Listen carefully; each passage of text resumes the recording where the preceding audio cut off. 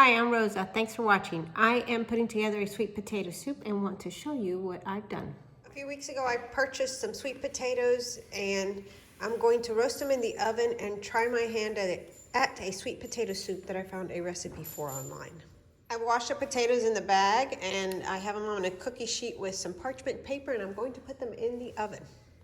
These are the sweet potatoes that I put in the oven yesterday to oven roast.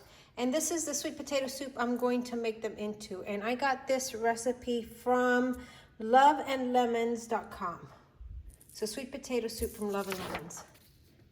It says it's a quick recipe, 15-minute prep time, 30-minute cook time. So I'm going to peel these and try to make this and see if it's worth it. This recipe does not call for oven roasting the sweet potatoes, but I did because it brings out a deeper, sweeter flavor.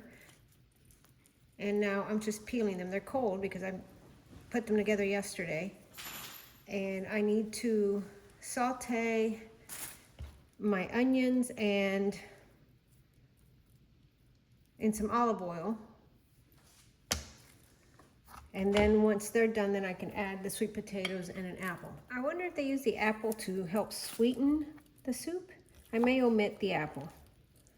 I have an apple, but I may just leave that out. I'm going to saute my onions as the recipe says and turn on the hood fan because we do that when we work with gas.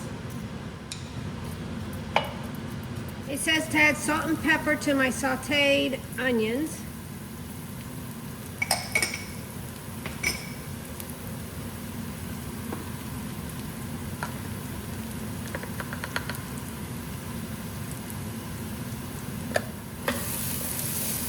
And then it wants me to add the sweet potatoes in here, but in her recipe, they're not cooked. These are cooked. And I thought about the apple a little bit more. I'm going to add some applesauce. I have some organic applesauce, and I'm just going to use this instead.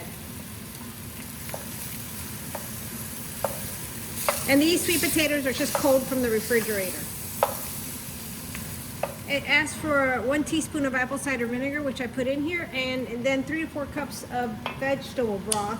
But I don't have vegetable broth, I have chicken broth, and we're gonna make it work. Then the last item that this recipe calls for is 1 can of coconut milk, which I will add in here.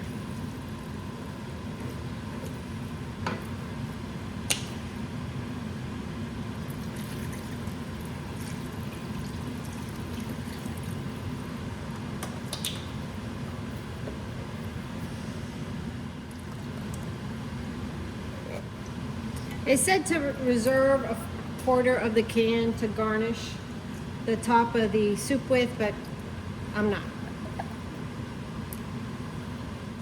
Then it wants me to bring this to a boil and reduce the heat, and I think I need a little bit more of the broth.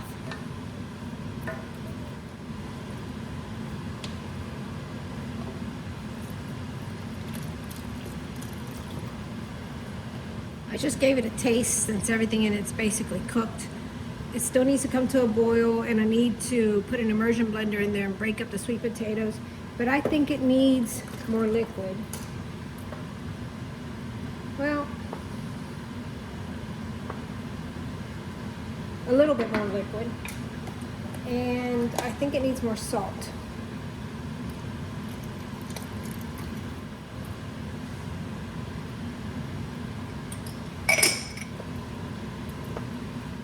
So I'm going to let this go for a little bit before putting the immersion blender in there.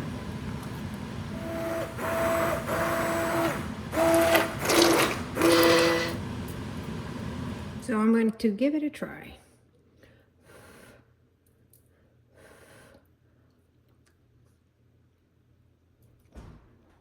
I say it's very good. It needs a little bit more flavor though. I still felt like it needed something, so I added a little bit more salt, a little bit more paprika, probably another ½ teaspoon of ginger.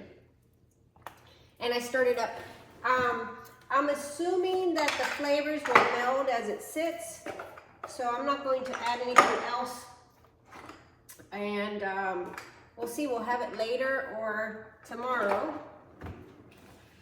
And I'll let you know how it is after we have it again. Or actually, first time we have it. I meant, like, I just tried it, so we'll have it. Well, you know what I'm saying. We'll have it. I'll let you know how it comes out. Here's the soup. I opened up another can of coconut cream and put a little bit in there, and a French baguette with butter. And so far, it's pretty good. We like it. And now to recap the soup. It was good. It needed more seasoning than the recipe called for, in my opinion. And we had it with a baguette. It was delicious. It was nice. It was filling. I would make it again. And I did, like I told you, put some more coconut cream in there. The recipe is a keeper. It was a good soup. I wouldn't make it all the time, but I would make it again. So thanks for watching. Hope you consider hitting the subscribe button. And I look forward to seeing you in the next video.